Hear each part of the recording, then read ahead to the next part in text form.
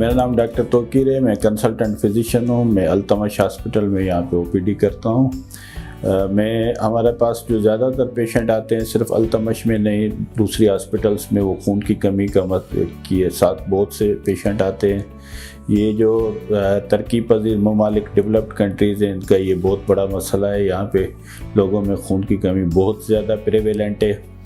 हमारे पास देखें, जो खून की कमी होती है, जो बिल्कुल बच्चे होते हैं, छोटे बच्चे, उनमें तो डाइटरी डेफिशिएंसी है। बिल्कुल छोटे बच्चे, अच्छा, उनकी डाइट बैलेंस्ड नहीं होती है, जिसकी वजह से या उनकी जो पेरेंट्स मदर्स होती हैं वो इतनी ज़्यादा एजुकेटेड नहीं होती हैं, ट्रेंड नहीं होती हैं, उनकी डाइट बैलेंस नहीं होने की वजह से उनमें खून की कमी होती है। वाइल हमारे पास जो एडल्ट्स होते हैं उसमें देखें, एडल्ट्स में फिजियोलॉजिकल लॉस, जैसे औरतों में मंथली फिजियोलॉजिकल लॉस होता रहता है, लेकिन वो जो लॉस होता है उसके लिए हमें फिर सप्लीमेंट्स लेने होते हैं, जो वो काफ़ी हमारे पास जो औरतें होती हैं वो सप्लीमेंट्स नहीं लेती हैं, तो वो जो फिजियोलॉजिकल लॉस होता है उसमें रिप्लेसमेंट नहीं होने की वजह से परसिस्टेंट आयरन डेफिशिएंसी में रहती है।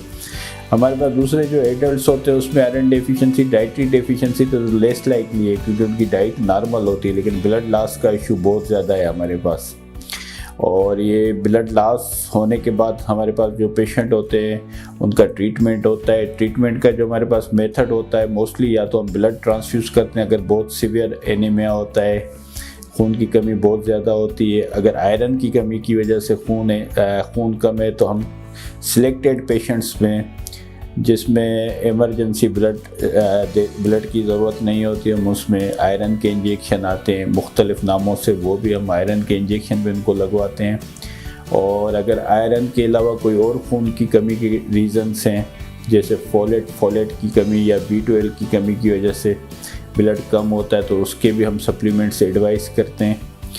और देखें, खून की कमी हम पेशेंट को ये एडवाइस तो कर देते हैं। अगर पेशेंट का खून कम है, सपोज़ हमारे पास एक पेशेंट आता है जिसका हेमोग्लोबिन 8 या 9 पे, हम उसे एडवाइस करते हैं कि आप आयरन के इंजेक्शन लगवाएं।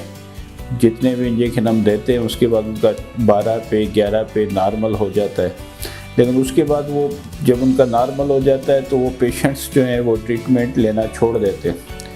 तो उनके जो बॉडी में आयरन स्टोर्स होते हैं, आयरन जो स्टोर होती है बॉडी में, वो बिल्कुल स्टोर्स जो होते हैं डिप्लीटेड होते हैं, उसमें आयरन होता नहीं है। वो जो उनका नॉर्मल हेमोग्लोबिन है वो 2-4 महीने के बाद वो अपनी लाइफ ख़त्म करके वो RBC जो है वो ख़त्म हो जाता है, फिर से उनको रिकरेंट एनीमिया होता है। और ये रिकरेंट एनीमिया का जो इशू है, ये हमारे पास जो ख़ास करके जो प्रेग्नेंट वुमेन होती हैं, जिनकी जो है क्विक प्रेगनेंसीज़ होती हैं, मल्टीपल प्रेगनेंसीज़ होती हैं, वो उनकी रिप्लेसमेंट जो है वो प्रॉपर नहीं होने की वजह से उनको बार बार ब्लड ट्रांसफ्यूजन या आयरन रिप्लेसमेंट जो पैरेंटरल होता है IV, उसकी ज़रूरत पड़ती है। उससे उनकी भी क्वालिटी ऑफ लाइफ जो है वो इफ़ेक्टेड होती है, उनकी हेल्थ भी इफ़ेक्टेड होती है, और उनके जो बच्चा होता है उसकी भी क्वालिटी ऑफ लाइफ जो है वो इफ़ेक्टेड होती है। तो ये एक बहुत बड़ा मसला है ब्लड की कमी का होना, और हमें ज़रूरत है कि हमें इसको संजीदगी के साथ सीरियसली इस पे जो है वो हमें इसकी मैनेजमेंट की तरफ जाना होगा। डॉक्टर्स और पेशेंट, डॉक्टर की प्रॉपर काउंसलिंग और पेशेंट की कंप्लायंस, ये दोनों रिक्वायर्ड होती हैं।